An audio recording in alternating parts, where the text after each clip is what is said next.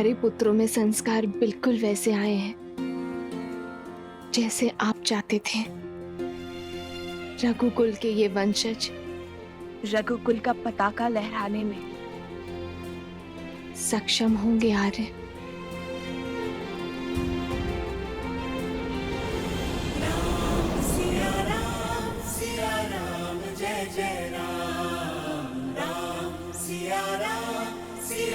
मुझे इस धर्म संकट से निकालो सीते।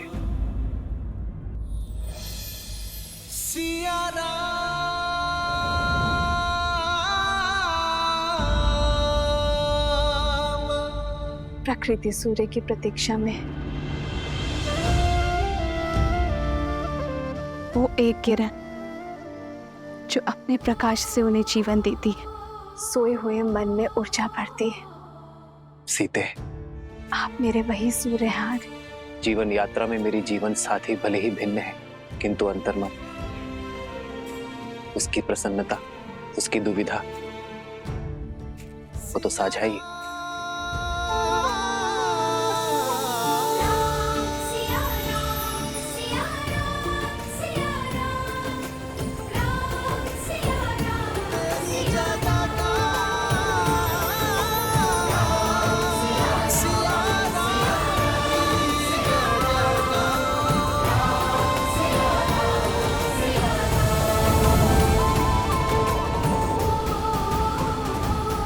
कैसे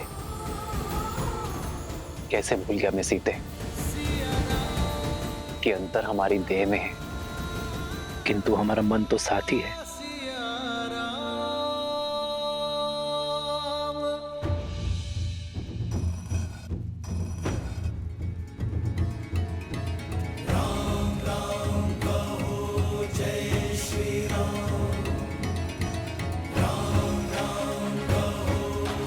परंतु भैया, आपको कैसे पता कि भीतर ऐसी माया है? जब मार्ग में कोई रोकने वाला ना हो तो समझ जाना चाहिए कि कोई आपको वही लाना चाहता है। गुफा के प्रवेश द्वार पर न कोई सैनिक या फिर कोई सुरक्षा न देखकर मुझे कुछ अनिष्ट प्रतीत हुआ। जैसे हम मकरासुर के जाल में फंसे थे, वैसे ही यहाँ भी फंस सकते थे। ओमकरण के उपस्त्र और कुंदन भी असुरों ने ही रखे थे ताकि हम इस गुफा में आए। अद्भुत! राजकुमार जैसी सोच और कौशल भी वैसा ही। कहीं नहीं जा सकोगे।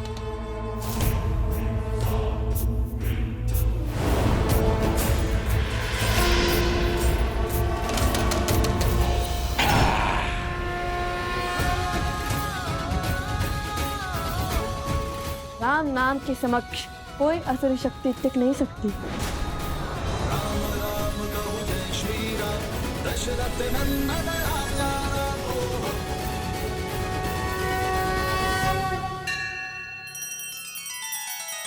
श्री रामचंद्र कृपालु भजु मन हरण भव भय दारुणम।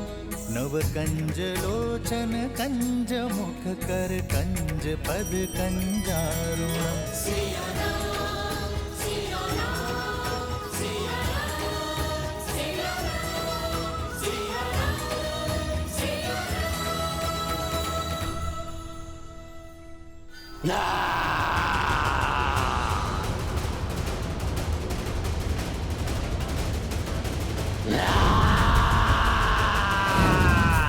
जय श्री राम।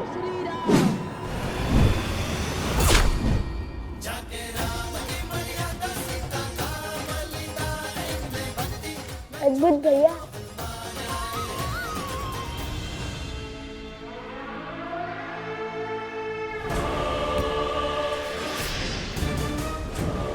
लव और कुश को मिथिला ले जाओ। सारी मिथिला के सामने कहना कि वन देवी ही सीता है।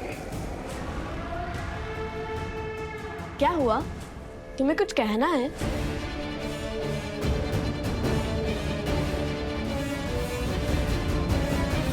नहीं नहीं, तब चलो शीघ्र, अत्यंत भूख लगी है। चलो।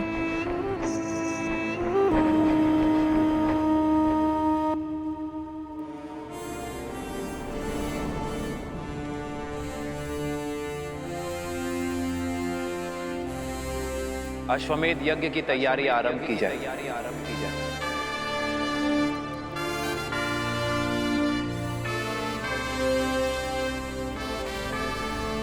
मैं अपनी पत्नी के साथ ही यज्ञ में बैठूंगा।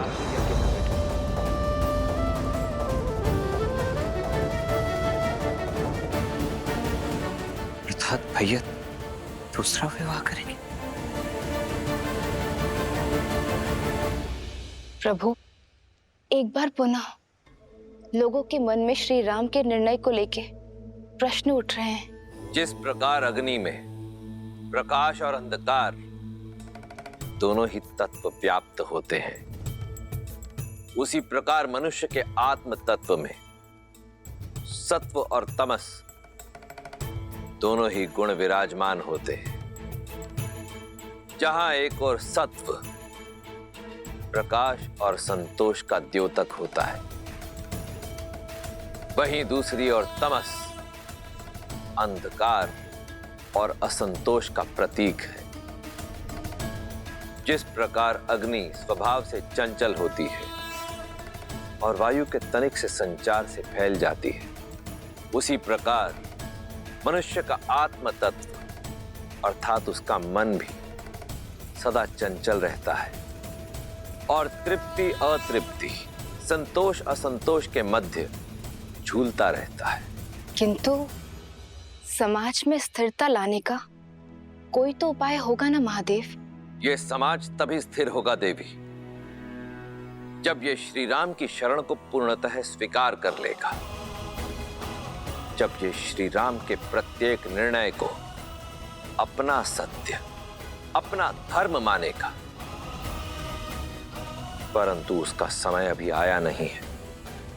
देखा नहीं आपने, जैसे ही नगर जनों ने यह समाचार सुना कि उनकी अयोध्या नगरी में अश्वमेध यज्ञ का आयोजन होने जा रहा है, जहां उनके राजा श्री राम अपनी पत्नी सहित यज्ञ में यजमान होंगे, तो क्षण भर में ही कितनी ही बातें होना प्रारंभ हो गई।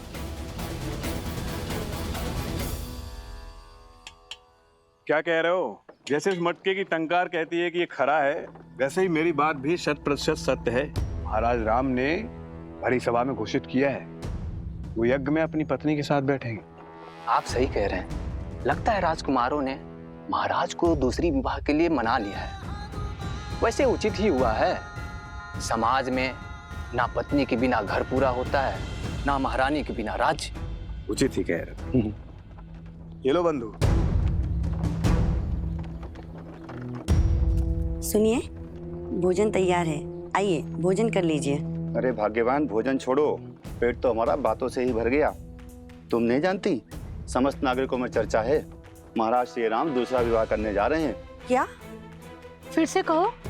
हाँ, अपने कानों से सुनकर आई हूँ। महाराज राम विवाह करने वाले हैं और सुना है विवाह मत्स्य देश की राजकुमारी से करने वाले हैं। मत्स्य देश की राजकुमारी? ये तो बड़ा अशुभ समाचार है। यदि विवाह हुआ तो महारानी सीता का अपमान होगा। वही तो। कैसा अपमान?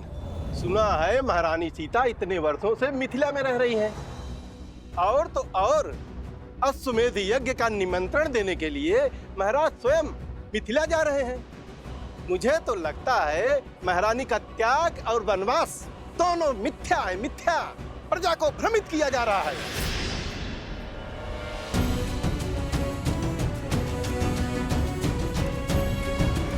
तुम्हारी सोच की भांति तुम्हें मिठाई भी भ्रष्ट है। हमारे राजा राम को झूठा कह रहे हो? अरे यदि किसी द्वार पर उनकी छाया भी पड़ जाए ना, उस घर में भी कभी कोई असत्य नहीं कहता, और तुम उन्हीं पर लांछन लगा रहे हो। बहिष्कार करो, बहिष्कार करो, बहिष्कार करो, बहिष्कार करो। बहिष्कार करने से पहले इसको इसके पापों का पुरस्कार तो मिलना चाहिए।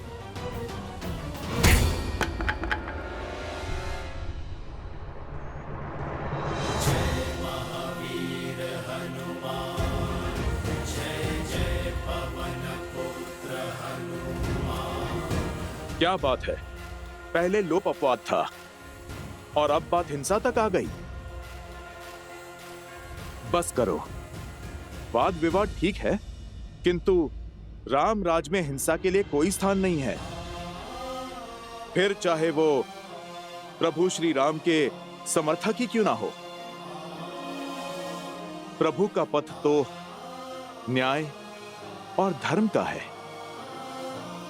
तो ये कारण है संकट मोचन हनुमान के मुख पर संकट के भाव का।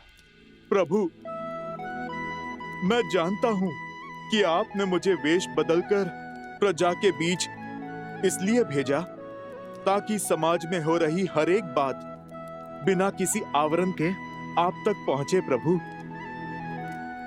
परंतु प्रभु, किंतु तुम ये काज पुनः नहीं करना चाहते।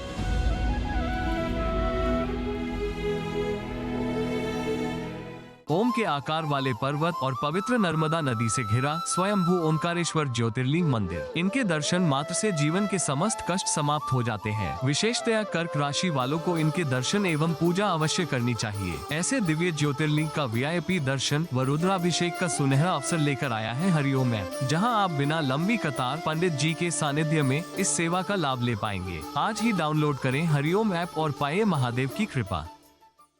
क्योंकि अगली बार ये भक्त भगवान के अपमान पर अपना क्रोध नहीं रोक पाएगा।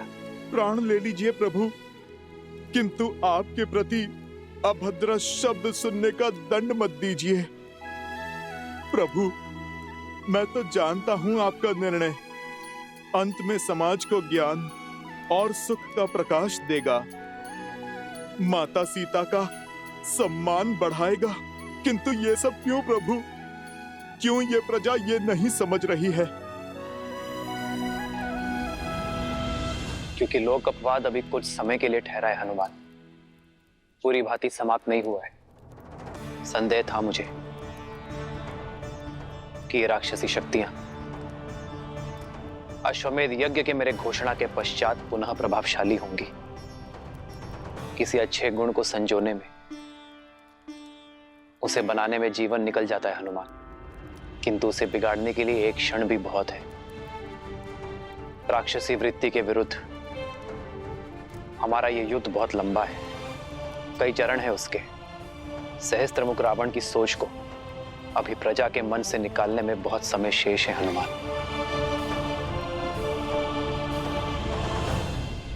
बहुत शुभ समाचार लाए हो भानासुर। अश्वमेध यज्ञ में राम का अपनी पत्नी के साथ बैठने की सूचना का उपयोग हम उसके विरुद्ध करेंगे। लोक अपवाद की जो अग्नि बुझ गई थी उसे फिर भड़काएंगे। तुम जो कर रहे हो करते रहो। जी महाराज। और मैं पूरी अयोध्या को यह विश्वास दिलाऊंगा कि उनके नर रूपी नारायण राजा राम केवल एक धूर्त राजनेता है। सीताराम।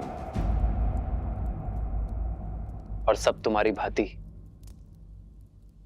पवित्र और निस्वार्थ तो नहीं होते ना हनुमान, जिन पर विकारों का प्रभाव ना हो। मानव मन अति चंचल होता है हनुमान। जिस प्रकार गर्भ में सोए अबोध शिशु की लात माता आनंद से सह लेती है, उसी प्रकार प्रजा की भूल होने पर एक राजा को क्रोधित होने का अधिकार नहीं है। यह अश्वमेध यज्ञ मेरी प्रसिद्धि के लिए नहीं, अयोध्या के कल्याण के लिए है। हमें राक्षस और राक्षसी सोच को अयोध्या से भगाना है। इस यज्ञ के पूर्ण होने पर कोई भी आसुर या आसुरी शक्ति अयोध्या में छुपकर नहीं बैठ पाएगी।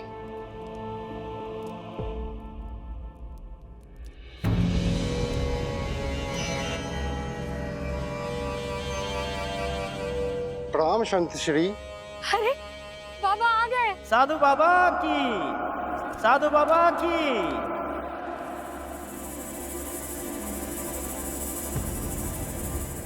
लोक अपवाद की जो अग्नि बुझ गई थी उसे फिर भड़काएंगे। तुम जो कर रहे हो करते रहो। धर्मधारी राम पुजारी बाना बाबा की जय।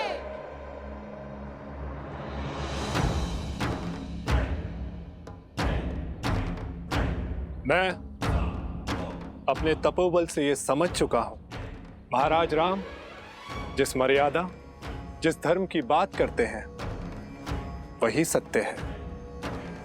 धर्म के मार्ग में अनेकों असत्य सुनाई देते हैं, दिखाई देते हैं। उससे बचने के लिए मैं आज से ये पट्टी बांधकर हर मार्ग से निकलूंगा। राम राज्य का हित श्री राम की बताई हुई बातों में है। हम सब श्री राम की पूजा करते हैं क्योंकि उन्होंने धर्म के लिए अपनी पत्नी तक का त्याग कर दिया। परंतु यदि महाराज उस त्यागी हुई सीता को पुनः अयोध्या ले आएंगे तो वो त्याग नहीं, छल होगा। अब अयोध्या में उस त्यागी हुई सीता के लिए कोई स्थान नहीं। अब कोई मर्यादा को भंग करने का दुस्साहस नहीं करेगा। बिल्कुल उचित कहा बाबा जी, ये तो हमारी भावनाओं के साथ छल होगा। रामधारी राम पुजारी बाबा की जय। रामधारी राम पुजारी बाबा की जय। रामधारी राम पुजारी बाबा की जय। आइए सब बाबा का आशीर्वाद लीजिए।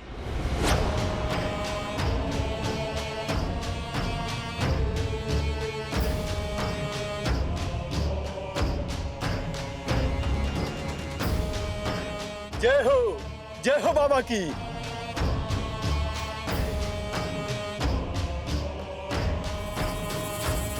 जय हो बाबा जी की, जय हो बाबा जी की। बाबा की जय हो, बाबा की जय हो, जय हो बाबा की। अब आगे क्या करना है महाराज? अब संध्या को भेष बदलकर अयोध्या में किसी और को समझाएंगे कि केवल सीता ही अयोध्या की महारानी हो सकती है और कोई नहीं। और यदि यही सत्य निकला तो महाराज ने अपनी महारानी के साथ ही यज्ञ में बैठने की घोषणा की है। सत्य कहा, परंतु एक सत्य ये भी है कि त्यागी हुई स्त्री कभी महारानी नहीं बन सकती है। और जब दो सत्य टकराएंगे तब होगा महासंग्राम। महासंग्राम करते देखा है मैंने आपको, कभी शारीरिक तो कभी मानसिक। इतना सब कुछ सहकर भी इतने शांत कैसे रह लेते हैं आप प्रभु? मेरे मन का हर ज्वार सीता के वचन का विश्वास शांत करता है हनुमान। सीता और मेरी संतान के लौटने का प्रण मुझे प्राण देता है। और मैं ही क्यों, मेरी सीता भी तो उसी क्षण की प्रतीक्षा में है।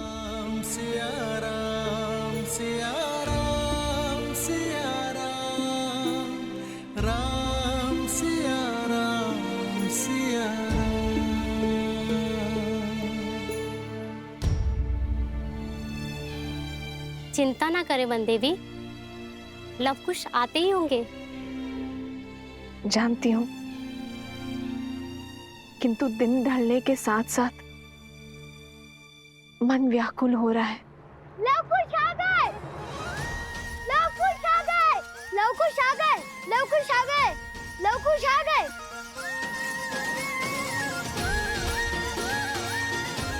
लवकुश की जय, लवकुश की जय, लवकुश की जय, लवकुश की जय, लवकुश की, लवकुश की, लवकुश की, लवकुश की।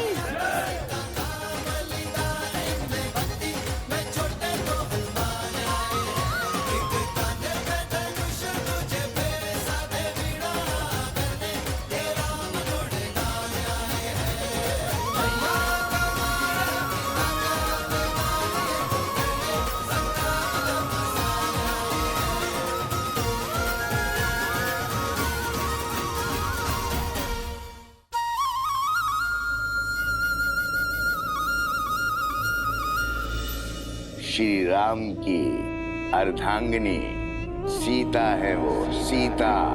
तुम ठीक तो हो ना सोमकरण?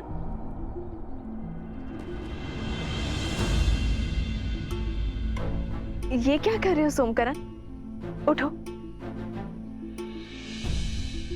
ऐसे प्रणाम केवल गुरुजनों को किया जाता है। मैं वो आपको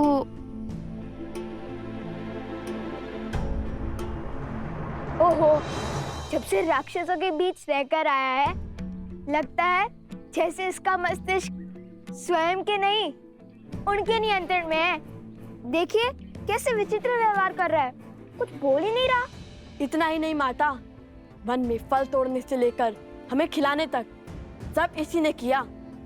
हमें तनिक भी कष्ट नहीं होने दिया, और हमारे खाने के बाद जो फल बचते थे उन फलों को ये खाता था, और खेल कूद में भी जानबूझकर हार जाता था।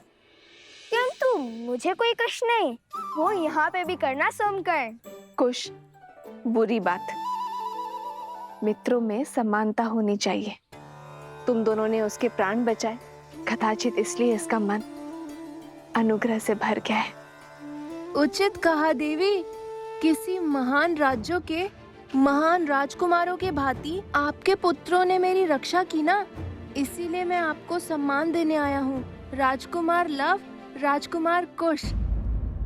ओहो, बस करो ये सम्मान करना, अन्यथा अगली बार सहायता नहीं करेंगे तुम्हारी।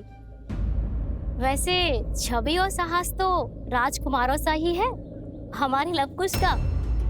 महाराज जनक ने भी तो यही कहा था ना कि इन दोनों को देखकर उन्हें अयोध्या के राजकुमारों का स्मरण हो आया था।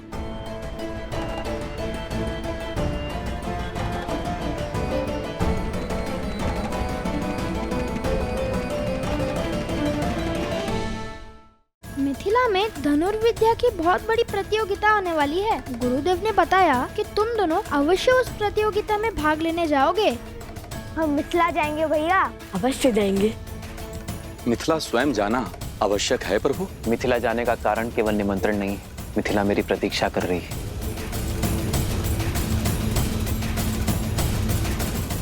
बरसाना में है श्री राधा रानी मंदिर, राधा कृष्ण के दिव्य प्रेम का अद्भुत प्रतीक। यहाँ राधा कृष्ण को श्री लाडली लाल के रूप में पूजा जाता है। हरिओम ऐप के साथ आप बिना लंबी कतार पंडित जी के मार्गदर्शन में VIP दर्शन कर सकते हैं। साथ ही प्रसाद और पूजा के पुष्प प्राप्त कर सकते हैं। अभी डाउनलोड करें हरिओम ऐप और पाएं बरसाने वाली राधा रानी का आशीर्वाद। श्रीमद् रामायण के सभी एपिसोड्स फ्री देखने के लिए हरिओम ऐप डाउनलोड करें एंड्रॉइड के प्ले स्टोर या iOS के ऐप स्टोर से, या हरिओम YouTube चैनल सब्सक्राइब करें।